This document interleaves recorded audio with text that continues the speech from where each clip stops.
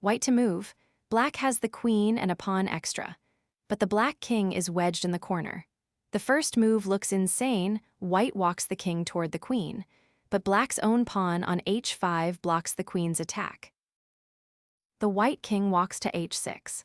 The h5 pawn shields the king from the queen on h3 cannot reach h6 because the pawn is in the way. From h6, the king controls g7 and h7. The rook then swings to e8 with check, and black has no defense. King march into the mating net. In the endgame, the king is an attacking piece. When the enemy queen's mobility is blocked, the king can walk into squares that would otherwise be off-limits. Kh6. The king walks forward. The h5 pawn shields the king from the queen, the geometry that makes this work. Qf5, black's best try. The queen tries to defend the back rank from f5, but the rook has another resource. Re8 with check. The rook arrives on the back rank.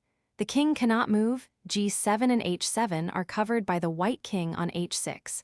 Block is the only response. Qf8 with check. The queen interposes, the only piece that can block. It happens to also give a countercheck to the white king on h6, but that does not save black. Rxf8 checkmate. The rook captures the queen.